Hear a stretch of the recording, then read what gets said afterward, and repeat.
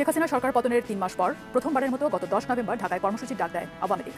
গৃহবন্দী নয় বরং রাষ্ট্রীয় অতিথির মতো মর্যাদা নিয়ে দিল্লিতে দিন কাটাচ্ছেন পলাতক আওয়ামী লীগ নেত্রী শেখ হাসিনা। ডোনাল্ড ট্রাম্পের নির্বাচনের আগে শেখ হাসিনার একটা নির্দেশনা ছিল মার্কিন যুক্তরাষ্ট্রে বসবাসকারী নেতাকর্মীদের জন্য যে তোমরা ট্রাম্পের পক্ষে কাজ করো। ট্রাম্প ঘাটতেরা মানুষ, যদি কখনো মোদি তারা কনভার্ট করতে পারে হয়তো সামহাও কোনো বক্তব্য আসতে পারে। রাজনৈতিক অঙ্গন এটাই হয় যে কোনো কোনো ক্ষেত্রে একাত্মতা একমত যার যার অবস্থান বা স্বার্থ থেকে ইন্ডিয়া ডক্টর মোহাম্মদ ইউনূসকে নিতে পারতেছে না, ডক্টর মোহাম্মদ ইউনূসকে এই আসনটাতে সহ্য করতে পারতেছে না। শেখ হাসিনা এখনও বাংলাদেশের বৈধ প্রধানমন্ত্রী। জাতিসংঘে ঘোষণা দিলেন ডোনাল্ড ট্রাম্প, খুব শীঘ্রই শেখ হাসিনাকে বাংলাদেশে নিয়ে এসে তার হাতে ক্ষমতা হস্তান্তর করা হবে, ঘোষণা দিয়েছেন আমেরিকার প্রেসিডেন্ট।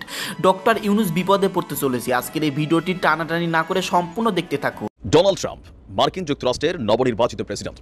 ডোনাল্ড ট্রাম্পের নির্বাচনের আগেই শেখ হাসিনার একটা নির্দেশনা ছিল মার্কিন যুক্তরাষ্ট্রে বসবাসকারী নেতাকর্মীদের জন্য যে তোমরা ট্রাম্পের পক্ষে কাজ করো, ট্রাম্পের পক্ষে প্রচার প্রচারণা অভিযান চালাও, পাশাপাশি ভোটও দাও, ক্যাম্পেইনিং করো। এর পরপরই একটা বক্তব্য ভাইরাল হয়েছিল যে ট্রাম্প যদি ক্ষমতায় আসে তাহলে আওয়ামী লীগ পুনর্বাসিত হবে। আর সবাইকে অবাক করে দিয়ে নির্বাচনের ঠিক 2 দিন আগে ডোনাল্ড ট্রাম্পের একটা টুইটকে কেন্দ্র করে বাংলাদেশের তোলপাড় হয়ে গেছে আপনার খেয়াল থাকার কথা হিন্দি কমিউনিটি এবং বর্তমান সরকারের যে সিচুয়েশন সেটাকে কেন্দ্র করে। এরপরই ডোনাল্ড ট্রাম্প ইতিহাসের ভূমিধস বিজয় পেয়েছেন। তো তার ক্ষমতায় আসার পর গেল 2 থেকে 3 দিন যাবৎ একটা ভিডিও খুবই ভাইরাল যে শেখ হাসিনাকে ডোনাল্ড ট্রাম্পের একটা বক্তব্য এরকম যে আমি মনে করি শেখ হাসিনাই বাংলাদেশের প্রধানমন্ত্রী। ঠিক এই শিরোনামে এরকম একটা ভিডিও এই মুহূর্তে সোশ্যাল মিডিয়া বিভিন্ন জায়গায় ভাইরাল। কিন্তু ঘটনাটা আসলে কি ঘটেছিল, ট্রাম্প কোন পরিপ্রেক্ষিতে এই কথা বললেন, ভিডিওটা নিয়ে এটা নিয়ে ফ্যাক্ট চেকিং চলছে, মানে আসল নাকি ভুয়া। ডোনাল্ড ট্রাম্পের যে সাক্ষাৎকারটা এখনের বলে দাবি করা হচ্ছে সেটা কি প্রেসিডেন্ট নির্বাচিত হওয়ার পরে নাকি আগে, বা এই ভিডিওটা কি কোনো ডিপফেক ভিডিও? ডিপফেক ভিডিওতে বোঝেন যে মানুষের মতন হুবহু সেম যে মানুষটার ভিডিওটা করা হয় মনে যে সেই কথা বলছে তার গলার আওয়াজ কিন্তু ভিডিওটা ফেকও হয়। আসুন দেখি আমরা আজকের এই বিষয় নিয়ে একটু আলোচনা করি।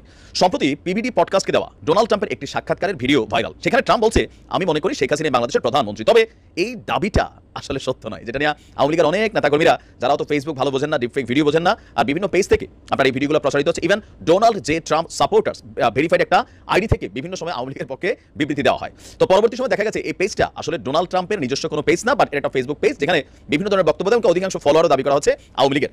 তো যেই ভিডিওটা ভাইরাল হয়েছে এটা আসলে সত্য নয় বলে জানিয়েছে কে? ফ্যাক্ট চেকিং প্রতিষ্ঠান ফ্যাক্ট ওয়াচ। ফ্যাক্ট ওয়াচ বলছে পিবিডি পডকাস্টকে দেওয়া ডোনাল্ড ট্রাম্পের এই সাক্ষাৎকারটি বেসিক্যালি 17 অক্টোবর 2024 যার নির্বাচনের 2 সপ্তাহ আগের। সেই ভিডিওরই একটা অংশে যেটা ছড়িয়ে দেওয়া হচ্ছে যে ট্রাম্প বলছে যে শেখ হাসিনা বাংলাদেশের প্রধানমন্ত্রী। বেসিক্যালি পিবিডি পডকাস্টকে দেওয়া মূল সাক্ষাৎকার যেটা ছিল সেই সাক্ষাৎকারে ডোনাল্ড ট্রাম্প আসলে এমন কোনো কথাই বলেননি। তার মানে বিষয়টা ডিপ ফেক টাইপের একটা ভিডিও।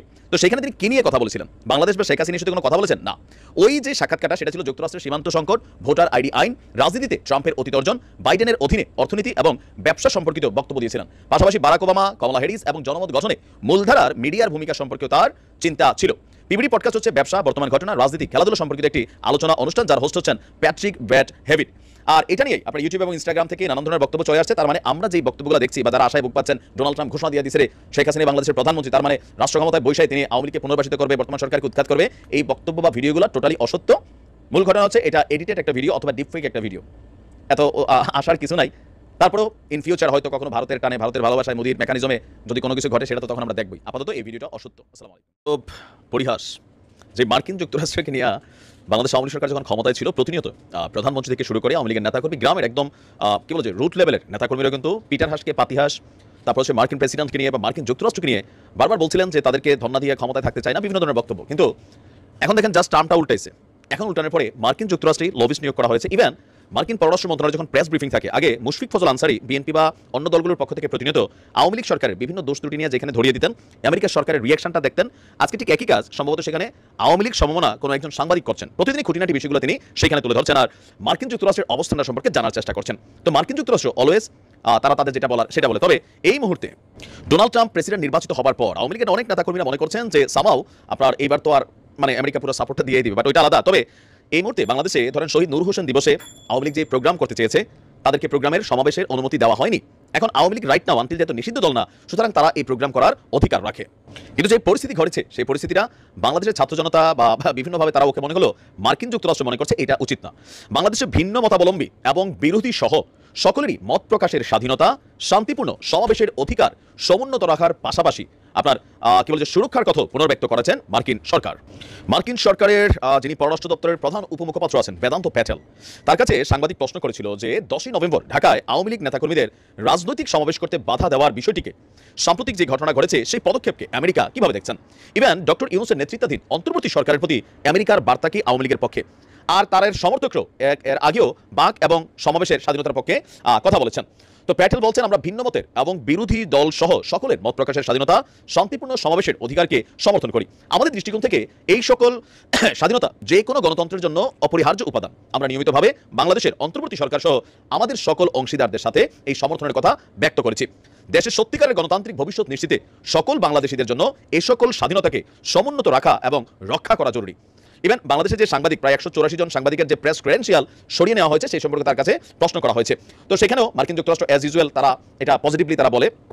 এখন আমেরিকা যখন এই যে এক লাইন বললো, এটা এখন আওয়ামী লীগের নেতাকর্মীরা যারা আছে তাদের কাছে খুবই উচ্ছ্বাস এবং বাদ ভাঙার বিষয়। কিন্তু গত 3 মাস আগেও যখন আমেরিকা বিএনপির পক্ষে বা জামাত ইসলামের পক্ষে, বিরোধী দল যারা ছিল তাদের পক্ষে কথা বলতো, তখন আমেরিকা ছিল শত্রু, এখন হয়ে গেছে মিত্র। আজ এখন আবার ধরেন অন্তর্বর্তী সরকারে যারা আছে বা যারা বৈষম্যবিরোধী ছাত্র আন্দোলনের নেতারা আছেন অথবা বিএনপি সহ জামাত সহ যে রাজনৈতিক দলগুলো আছে, তারা মনে করতেছে দেখো আমেরিকা কত খারাপ। কমেন্টের মধ্যে তাকালে আমরা কি আমেরিকার কথা চলিনি, ট্রাম্পের কথা চলবো নাকি? দেখেন মার্কিন যুক্তরাষ্ট্রের কাজই হচ্ছে হ্যাঁ সাপুরারে কয় ইয়া করো, ঝাড়ো আর সাপরে। ডক্টর মোহাম্মদ ইউনূস যে ইন্ডিয়ার গলা কাটা, এটা আমরা বিগত সময় অনেকবার বলছি। কারণ ডক্টর মোহাম্মদ ইউনূসের মতো একজন ব্যক্তি, তার মতো একজন গ্লোবাল সেলিব্রিটি, দেখেন এই যে ইন্ডিয়া যতগুলো প্ল্যান বাংলাদেশে নিয়ে আসছে, কোনো প্ল্যানে কিন্তু শেখ হাসিনাকে বাংলাদেশে ফেরাবে এই প্ল্যান করে নাই। তাদের প্ল্যান হচ্ছে, তারা জানে শেখ হাসিনাকে বাংলাদেশে ফেরানো সম্ভব না। কারণ শেখ হাসিনার সব বাহিনী, পুলিশ, বিমান, সব বাহিনী যুদ্ধ করে শেখ হাসিনার সাথে পারে নাই। শেখ হাসিনাকে বাংলাদেশে পাঠাইলে তাকে কেউ নিরাপত্তা দিতে পারবে না, এটা ইন্ডিয়া খুব ভালো করেই জানে। কিন্তু ইন্ডিয়া তারপরে বিশৃঙ্খলা সৃষ্টি করার কেন প্ল্যান করছে? কারণ ইন্ডিয়া ডক্টর মোহাম্মদ ইউনূসকে নিতে পারতেছে না, ডক্টর মোহাম্মদ ইউনূসকে এই আসনটাতে সহ্য করতে পারতেছে না। কারণ ডক্টর মোহাম্মদ ইউনূস ইন্ডিয়ার জন্য অনেক বড় হুমকির। কারণ শপথ গ্রহণ করার আগেই বলছিল যে বাংলাদেশে যদি কোনো বিশৃঙ্খলা সৃষ্টি করার চেষ্টা করো তাহলে মায়ানমার, 7 সিস্টার অক্ষত থাকবে না, মানে এখানেও বিশৃঙ্খলা ছড়াই পড়বে, এটাই বোঝাইছে। তো এই যে তাকে তো সরাইতে হবে যে কোনোভাবেই হোক, সব প্ল্যান ব্যর্থ। লাস্টে বিএনপি, বাংলাদেশের সব থেকে বড় দল, বিএনপিকে ডক্টর মোহাম্মদ ইউনূসের বিরুদ্ধে দাঁড়া করে দিয়েছে। বিএনপিকে অলরেডি, কারণ আপনি জানেন 53 বছরে বাংলাদেশ কিন্তু পরিচালনা করছে র, স্বাধীনতা 53 বছরে পরিচালনা করছে র। এখন কিছুটা আমরা রয়ের থেকে মুক্তি পাইতে গেছিলাম, কিন্তু রয়ের দখলে আবার বাংলাদেশ চলে যাচ্ছে। হয়তো আওয়ামী লীগের না, অন্য কারোর উপর ভর করতেছে ইন্ডিয়া। কারণ তারা বুঝে গেছে আওয়ামী লীগ বাংলাদেশের সাথে দ্রুত পুনর্বাসন হবে না, সেখানে তাদের পররাষ্ট্রনীতি তো যেভাবেই হোক সম্পর্ক করতে হবে। কারণ বাংলাদেশের সাথে তাদের সম্পর্ক নষ্ট হলে তো তারা অনেক বড় ঝুঁকিতে পড়বে। কারণ 7 সিস্টারের একটা ব্যাপার আছে, আপনারা সবাই জানেন। এখন তো ডক্টর মোহাম্মদ ইউনূসকে রাখা যাবে না। তো এই যে রয়ের প্ল্যান করে শিক্ষার্থীদের অলরেডি ডক্টর মোহাম্মদ ইউনূসের বিরুদ্ধে দাঁড়া করে দিয়েছে, দাঁড়া হয়ে গেছে অলরেডি। শিক্ষার্থীরা তাদের প্রোফাইল লাল করতেছে, হাসনাত সার্জিস প্রতিনিয়ত হুমকি দিয়ে যাচ্ছে। ডক্টর মোহাম্মদ ইউনূস বলছিল না যে শিক্ষার্থীরাই আমাদের নিয়োগকর্তা, যখন শিক্ষার্থীরা চাইবে আমরা চলে যাব। এখন শিক্ষার্থীরা এই ইস্যুটাই সামনে আনবে। অলরেডি তো বলছে, একজন সমন্বয়ক তো বলছে যে শিক্ষার্থীদের আমরা যদি নিয়োগ দিয়েছিলাম আমরা আপনারা রাখবো না। এটা বলার কারণ আছে। দেখেন 10 তারিখে আমাদের সবাইকে বিজি রেখে 10 তারিখে বিতর্কিতভাবে, ইচ্ছাকৃতভাবে না কীভাবে জানি না, বিতর্কিত কয়জনকে নিয়োগ দিল উপদেষ্টা হিসাবে। ওইখান থেকে কিন্তু প্রবলেমটা শুরু, যে একজন আওয়ামী লীগের দোসর কীভাবে, যার ভাই ছিল আওয়ামী লীগের এমপি, সে কীভাবে উপদেষ্টা হয়। একজন ফারুকি, যে কিনা আওয়ামী লীগের ছিল, বিএনপি সব দলের সমর্থন করে, সে কীভাবে হয়। যার স্ত্রী কিনা বঙ্গমাতার অভিনয় করছে, শেখ মুজিবের বউ হিসাবে অভিনয় করছে, তার হাজব্যান্ড কীভাবে উপদেষ্টা হয়। এই জিনিসগুলো কিন্তু বাঙালি নিতে পারে নাই। তখন কিন্তু বাঙালি ফুসে উঠছে, শিক্ষার্থীরা ফুসে উঠছে। আর এই জিনিসটাই ইউজ করে ডক্টর মোহাম্মদ ইউনূসকে সরানোর জন্য সর্বোচ্চ প্ল্যানে ইন্ডিয়া আছে, আমি চ্যালেঞ্জ করে বলতে পারি। কারণ কে উপদেষ্টা হইল, কে হইল না, এইটা নিয়ে বিএনপির কোনো মাথা ব্যথা নাই। বিএনপির মাথা ব্যথা বঙ্গবন্ধুর ছবি কেন সরানো হইল, খেয়াল করছেন হয়তো আপনারা। কারণ বিএনপি চিন্তাভাবনা করতেছে উপদেষ্টা যারে মন চায় তারে দিক, আমাদের নির্বাচন দিতে হবে। এবং আমরা যেহেতু 2-4 মিনিট কথা বলি এই ক্যামেরার সামনে, আমরা তো দেখি আমাদের 2-4 জন কমেন্ট করে, 2-4 জন কিন্তু সম্পূর্ণ দোষ বিএনপির উপর চাপাই দিচ্ছে। বলতেছে যদি এই বিপ্লব ব্যর্থ হয় সম্পূর্ণ দোষ বিএনপির, এটা বলতেছে। এখানে তো ভাই খেলা চলতেছে অন্য জায়গাতে ভাই, বুঝতে হবে আপনাকে। ইন্ডিয়া তো থেমে থাকবে না, বারবার করে বলছি, ইন্ডিয়া কোনোভাবেই থেমে থাকবে না। ইন্ডিয়া হচ্ছে ডক্টর মোহাম্মদ ইউনূসকে হুমকি মনে করে।